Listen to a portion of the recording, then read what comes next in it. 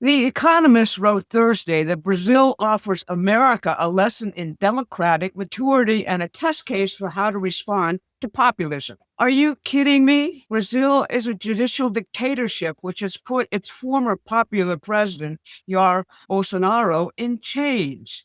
Are the City of London and their friends on Wall Street and in the Congress trying to shape our current judicial insurrection to once again prosecute Trump and his cabinet so that we end up like Brazil? Is that what's playing out in Europe right now? But that's not all. Donald Trump isn't even a populist. He is an American system man who knows the difference between Hamilton, Lincoln, and McKinley and the British imperial system. He is ditching deep state institutions right and left and building an economy based on increasing the productive power and wages of labor. Meanwhile, the old money system of Wall Street and the City of London is collapsing. So now they're demanding that we get back on the road to fascism, just like they had us under Joe Biden. I'm Barbara Boyd, and you know from watching our Promethean Action videos that we're always looking at and exposing the real stories behind the headlines. If you like and enjoy our videos, please go to the website now and subscribe to our newsletter.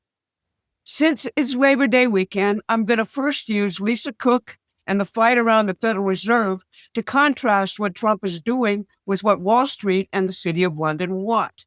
Then I'm going to discuss Europe's economic collapse and descent into war and dictatorship, why they say Brazil is their plan. Finally, I'm going to talk about two really surprising qualities Donald Trump has, which are allowing him to win the war we're now in with the British imperial system. So first, here's what Trump said in his Labor Day proclamation, which he issued yesterday. Quote, "The American worker is the beating heart of our economy, the foundation of our strength, and the living embodiment of the American dream. In every honest citizen lives the instinct to work, build, and create, an instinct seen in the welder, the nurse, the trucker, the farmer, and the machinist. Tragically, in recent decades, a corrupt political class allowed our manufacturing base to decline. Our jobs were shipped to distant shores, our industries decimated, and our communities weakened, all while building up foreign competitors at the expense of American workers and families. Those days ended on January 20th, 2025, end quote. Trump's tariffs and other policies aim to bring back high-paying, highly skilled jobs to our country. He has an immediate training goal of 1 million apprenticeships and is building an economy where one income can support a family. Like Lincoln, he understands that, quote, labor is prior to capital, and without labor, there is no capital. Friday's economic report shows that wages for American workers are increasing at an annualized 5% rate. And that's just in the first 7 months of Trump's term, when his policies haven't even fully kicked in. Now, Lisa Cook, who Trump just fired from the Federal Reserve, is the globalist banker's best friend. She says a lack of diversity caused the 2008 financial collapse and that DEI is essential to sound policy. Like her longtime mentor, Janet Yellen, Cook's ideal economy lives in Europe, not in America, which she says is systemically racist. Cook is accused of mortgage fraud. She provided false information on 3 mortgage loan applications, which allowed her to get cheaper rates. She claims it was just a mistake. So Trump fired her just like any other person with major regulatory roles who would be fired in a similar situation. The 2 lawyers who immediately rushed to defend Cook are Abby Lowell and Norm Eisen. Lowell's most recent client, well, that was Hunter Biden. Norm Eisen has been a central player in the insurrection against President Trump at every single stage. Cook's case was argued Friday before U.S. District Judge Giacob in Washington. As usual in our own current judicial insurrection, Judge Gia is a Biden appointee. A clear legal case which requires sustaining the president's decision was drawn out for no good reason by another one of Washington's Jacobins in robes. Now, despite what the media says, Trump's battle with the Fed is not really about interest rates. It's about our sovereignty and how to get credit into companies which produce essential goods, build infrastructure, and advance science. The Fed, run by the major Wall Street banks, is allergic to that idea. Now, both France and the UK jumped to the Fed's defense last week, but both economies are in huge trouble. There was even talk in the media of the need for an IMF bailout of both the UK and France. Both countries rigorously follow the cheap labor, immigration, and outsourcing policies the financiers want, along with green energy mandates. They don't produce much of anything anymore. Open borders have resulted in huge jumps in violent crime and a complete erosion of national cultures. People in these countries want change and love Trump and are threatening revolt. That's why The Economist loves what they call the Brazil plan. Brazil is not a democracy, and Europe long ago abandoned any pretense to being one. Brazil is run by two thugs, the current president, Luiz da Silva, Lula for short, and the real dictator, Supreme Court Judge Alexandre de Moraes. That same setup, a socialist leader and a totalitarian court system, was what the Nazis did under Hitler and their crown jurist, Carl Schmitt. Moraes has used fake corruption prosecutions to run Brazil.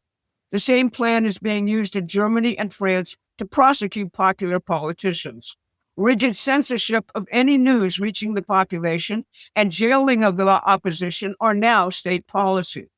Europe's economic recovery plan, well, that's all based on defense spending and continue the killing field of millions in Ukraine.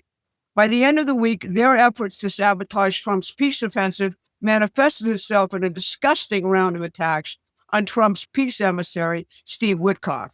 Vice President Vance called these attacks a foreign influence operation in a long statement on X. Now ask yourself, did anybody put this picture together for you anywhere else in the media last week? We do exactly this on Promethean Action 3 times a week. We give you a real picture of the enemy's nature and its actions so that you can see how to effectively fight back. Please go to Promethean Action and subscribe to our newsletter so you don't miss out.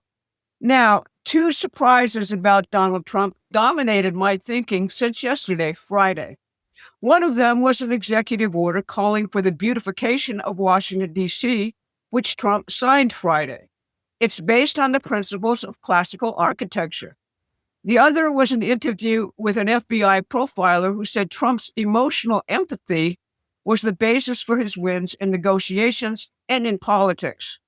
Neither of these spiritual qualities are at work in Trump's enemies or most other world leaders.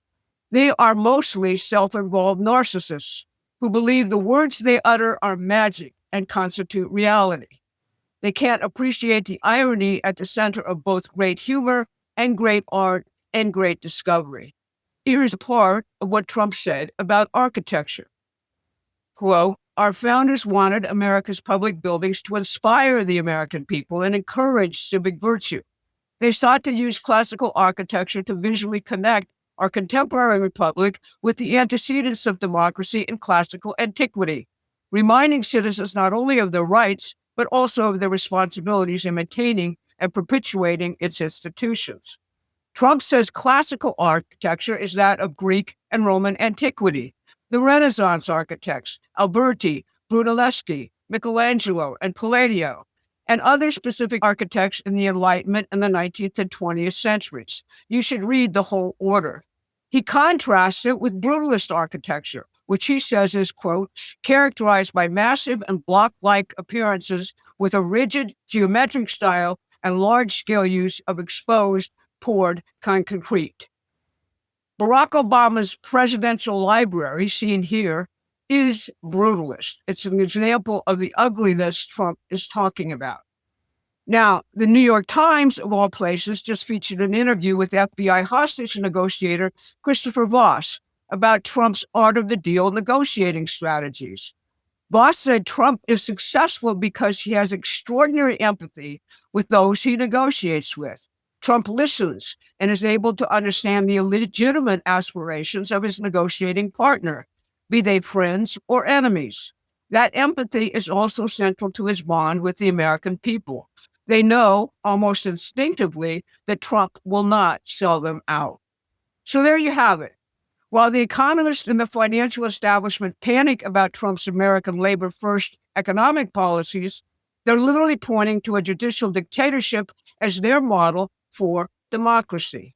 Think about that for a moment. Build your economy based on methods your nation's history tells you work. That's dangerous populism. But having unelected judges jail your political opponents and censor the press, that's democratic maturity. But here's what they don't count on. Trump's secret weapons aren't just tariffs and industrial policy and public safety. They're his appreciation of classical beauty and human empathy, qualities which inspire the soul. Promethean Action is a small organization of 2,000 supporters worldwide. We're not funded by big money people, and we depend on our subscribers and supporters to help us grow.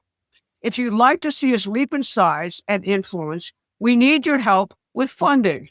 Please celebrate this wonderful Labor Day by donating as much as you possibly can to build this movement of Prometheans. Congress is back next week, and the next phase of this war looms. I'll see you again then. Thanks very much for listening. Thanks for watching.